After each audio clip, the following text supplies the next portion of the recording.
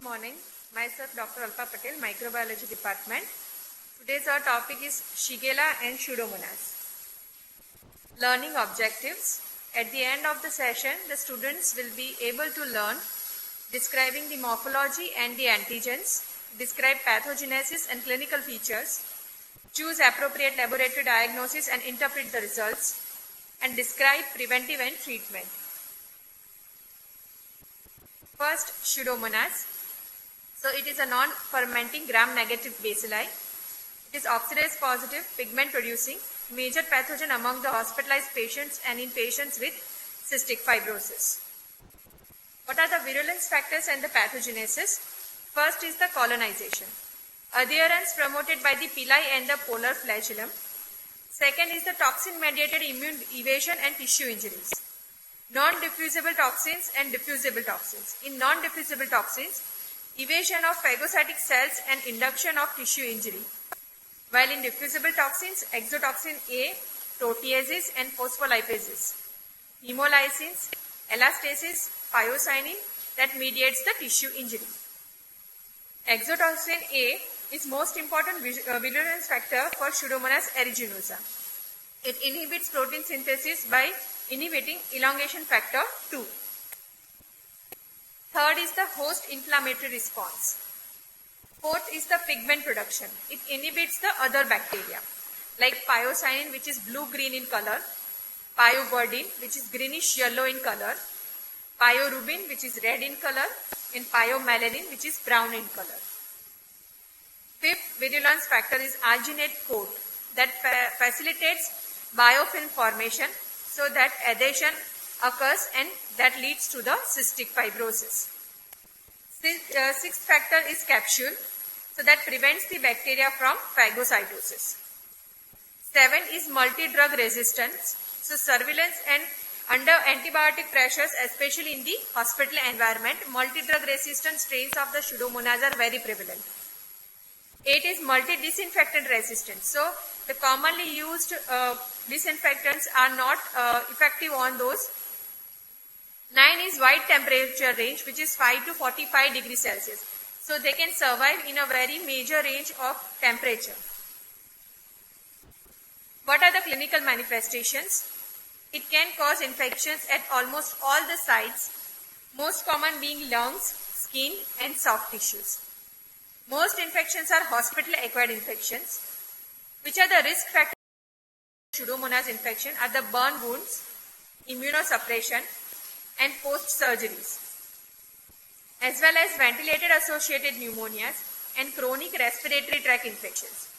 In that, there is in cystic fibrosis patient, bronchiectasis or chronic panbronchiolitis patients. It leads to bacteremia that leads to septicemia and septic shock, infective endocarditis with the intravenous drug abusers, ear infections, either mild, which is seen in the swimmer's ear among the children, or serious necrotizing form, which is a malignant otitis externa in elderly, especially diabetic patients.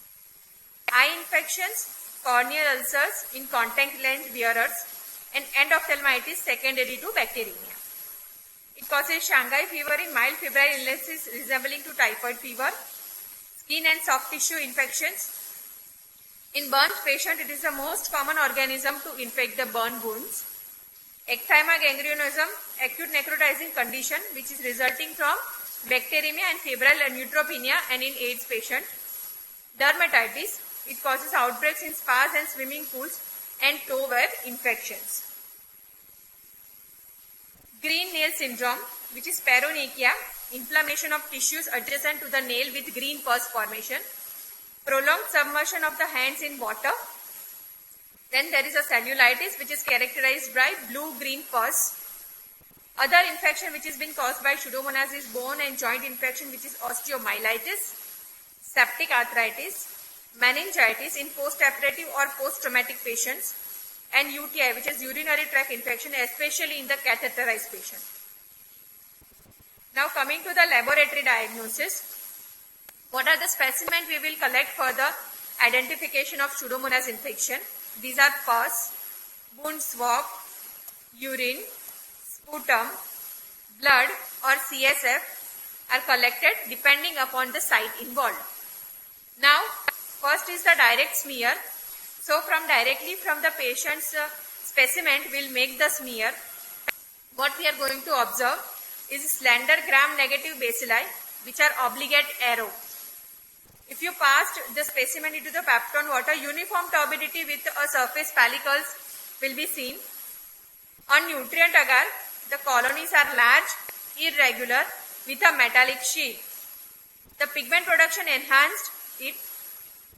Characteristic sweet ether or alcohol-like or fruity odor you can see in the colonies. On blood agar, beta hemolytic grey moist colonies are there. On MacConkey agar, pale non-lactose fermenting colonies are there. Selective media is citramide agar. Morphocytes like large spreading type, mucoid type, small round type, minute type are different type of colonies you can see with the Pseudomonas. Now coming to the biochemical properties, they are oxidase and catalase positive. They are non-fermenter, so it utilizes sugar oxidatively and taste by OF taste. Then comes the indole taste is negative, citrate taste is positive, urease taste is negative, and triple sugar ion test is alkaline by alkaline with no gas and no H2S. Now there are different typing methods for it for surveillance and epidemiological purpose. First is the bacteriocin typing or piocin typing. Second is the antibiogram typing. Third is the serotyping is O and H antigens. 17 serotypes are there. Fourth is the molecular methods in which pulse-filled gel electrophoresis and sequence-based typing methods are available. Coming to the treatment options, anti-pseudomonal antibiotics that includes penicillin. In that we have piperacillin, mezlocillin and ticarcillin. Cephalosporins are there in which you have ceftazidime, cefoperazone and cefepime. Then we have beta-lactam and beta-lactamase inhibitor combinations which includes piperacillin and tazobactams and cefoperazone and sulbactams. Then we have carbapenems that includes imipenem, meropenem and doripenem. Monobactams like aztreonam, aminoglycosides like tobramycin, gentamicin and amikacin. Quinolones like ciprofloxacin and levofloxacin. Polymyxins like polymyxin B and colistin. Drug resistance. It possesses a number of drug-resistant plasmids which confer resistance to several antibiotics. So many strains are producers of beta-lactamases such as ESBL, carbapenemases and MC beta-lactamases. Many strains are resistant to aminoglycosides and quinolones. So this is all about Pseudomonas. Now we are shifting to the second topic, which is Shigella. So most important agent of bacillary dysentery. In Japanese microbiologist by the name of Kiyoshi Shiga isolated the first member. Their classification, so based on the combination of biochemical and serological characteristics, 4 species are there. Shigella dysenteria, Shigella flexneri, Shigella boydii and Shigella soni. Antigen and serotypings of Shigella. So in Shigella dysenteria, group A has 15 serotypes and does not ferment mannitol. In serotype 1, only Shigella to produce Shiga toxin, only member of family Enterobacteriaceae to be catalase negative and indole negative.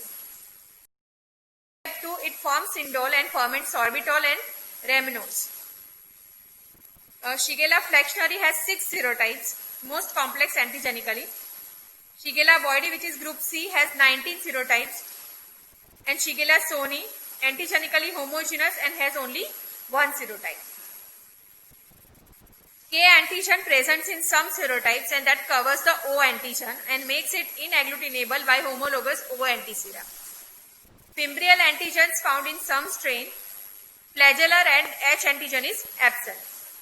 So in cross reactivity, Shigella other than Shigella soni cross reacts with E. coli and Shigella soni cross reacts with Plesiomonas shigelloidosis. Coming to the pathogenesis, so one of the most important cause of bacillary dysentery.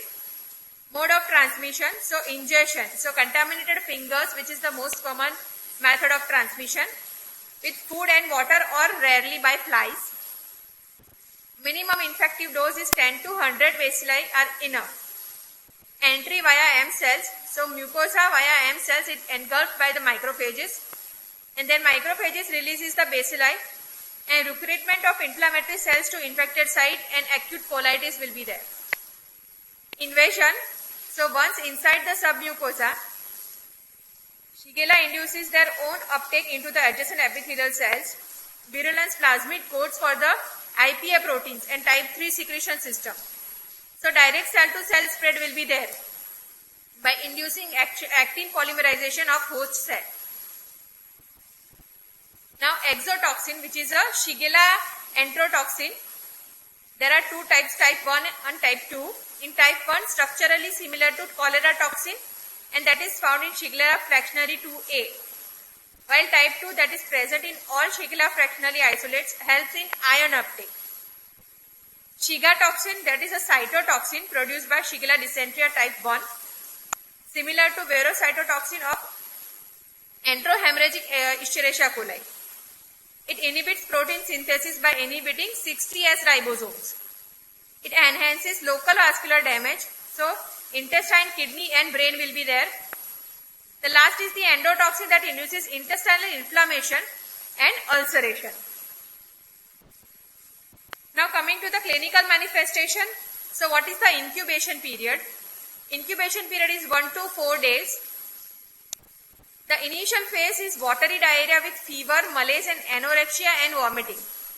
While in the phase of dysentery, frequent passage of bloody mucopurulent stool with increased tenesmus and abdominal pain will be there. In endoscopy, edematous and hemorrhagic mucosa with ulceration and overlying exudates will be there, and it is mostly self-limiting. Then phase of complication, especially in the children less than 5 years. Intestinal complications like toxic megacolon, perforation and rectal prolapse will be there. Metabolic complications like hypoglycemia, hyponatremia and dehydration will be there. Ikari syndrome or toxic encephalopathy. In that there is a altered consciousness, seizures, delirium, abnormal posturing and cerebral edema will be there. Bacteremia is rare and can lead to meningitis and pneumonia. Fifth is the post-infectious phase. So HLA B27, there is an autoimmune reactions months after the shigellosis. So there is a reactive arthritis, ocular inflammation and urethritis will be there. That is seen only after Shigella flexneri infection in 3% of the cases. In epidemiology, what are the risk factors? Overcrowding, poor hygiene and children less than 5 years of age. Epidemics in developing countries like Shigella flexneri, which is the most common, approximately 60% in the developing area including the India. Shigella soni, 77% in developed and industrialized world. Shigella dysentery type 1, high mortality, epidemics of dysentery and particularly in the refugee camps.